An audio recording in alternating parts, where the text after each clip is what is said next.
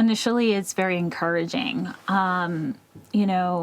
Initially it was only, we were hearing that it was going to be investigations of conduct, like sharing government information. And to hear that the potential of investigating sexual crimes, that is huge. It is more than what we're seeing here in this country. And it actually gives us hope. And Virginia paved the way for that. If it wasn't for her courage and her bravery and being persistent in her truth, we wouldn't be here. And we are so thankful for the Thames County Police to really be taking this seriously. And it was a good news for us today. So I think we're very hopeful. Skye, let me pick up on what Amanda said there about the differences between the authorities in the UK and their approach and what is happening in the US. What is the difference as far as you're concerned? It is a stark difference between what's happening here with our own Department of Justice and the FBI, withholding information from the people of the UK, the people of the United States. I mean, I have documents right here that show redaction after redaction after redaction of perpetrators' names, people that are involved in the files. And so I think that's what we need to be taking seriously, and that we need to be showing to the Thames Valley Police, to the Metropolitan Police, and encouraging them to reopen up the investigations into sexual allegations against former Prince Andrew. So stark differences. We really hope that this is a step in the right direction, and I encourage the Thames Valley Police, we are cheering you on, and the people of the UK, good on you. Great job keeping the pressure on. Continue to do so. We're doing it here in the US as well. We know through the release of the Epstein files so far that there are hundreds, maybe thousands of victims of Jeffrey Epstein. In terms of the police asking potential victims to come forward, can you understand why it might be difficult for some of those people to do? They will be aware of what happened to Virginia Giuffre, your sister, Skye. They'll be aware of her not being with us anymore. Can you understand that there might be reticence on the part of possible victims in speaking to the authorities when they might just want to draw a line on what happened in the past? I think we understand more than anyone. I think we saw the toll that it took on Virginia when she first came forward and the public opinion of her, but it was her persistence and her standing in the truth that we're here today. And we don't take that request lightly because we understand what it takes to come forward, the bravery, the courage. But I would also say that the world is listening in a way that it wasn't listening before. The evidence is so unsurmountable. I mean, 3.5 million files are publicly released. There's 3 million more. And the way that we do this together. I think the survivor community is open and ready to offer that community of support. I think it's also important that they feel safe to come forward, safe from their own police departments, that they are going to take their claims seriously and investigate, that they are protected legally. And so I would say it's really important for the local community in the UK to stand up for them, to provide the resources that they need, like legal support, community, mental health therapy. And so that is what we have been trying to push for here. And when you come together as a village, it is possible. And so that's what I would say. And I do want to say the large part of why Virginia is not here today is not because the predators of Epstein got her. It is because of systematic failure again that happened in Australia. And so there's so much more. Skye, there may be witnesses, there may be victims, there may be people who call themselves survivors who are seeing you speak to me right now. What would you say to them directly? That is an incredibly thoughtful question, and I want to tell you how much I appreciate it because, to any survivor or victim listening, I want you to know that you're believed, and I want you to know that you're heard.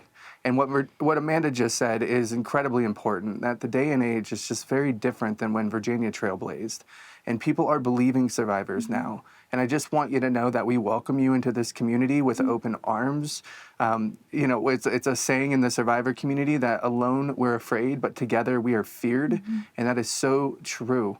I hope that you find the courage and strength to come forward. I want you to know that we do not take that lightly, but we 100% believe you and we're here for you. And these files, they speak for themselves. These perpetrators can no longer hide. We live in a different space now, and Virginia helped pave that way. So thank you. I hope that you come forward, and we're here for you when you're ready. Now, of course, this specific investigation involves the brother of the king, the former Prince Andrew Mountbatten-Windsor. We're only a few weeks on from King Charles's state visit to the US, and I know you tried to meet him, you wanted to speak to him, that didn't happen.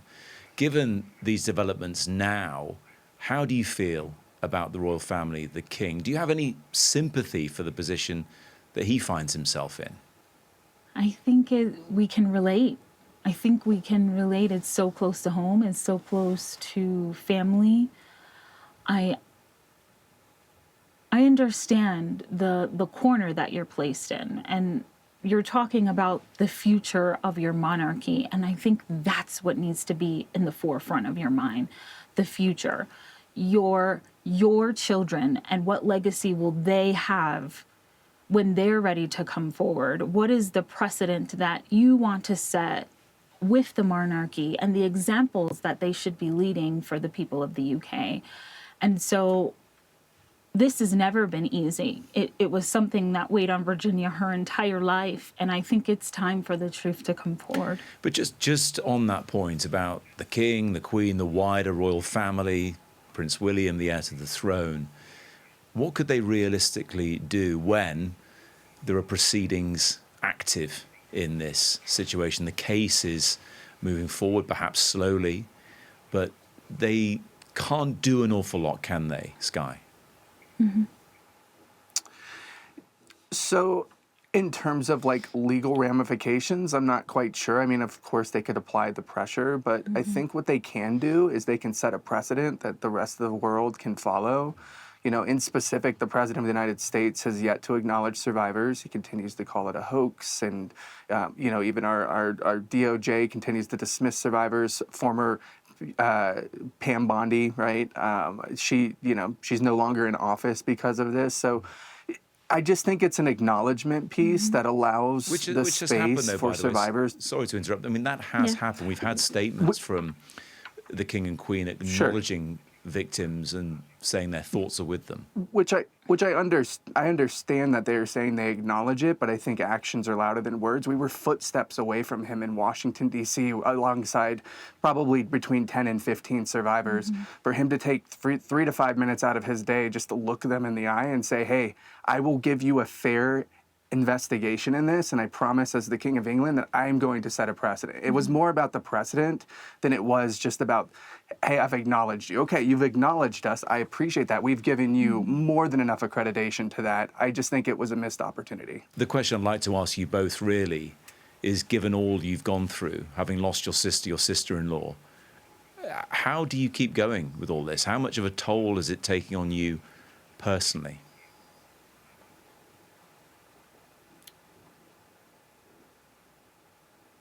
Our whole world has changed.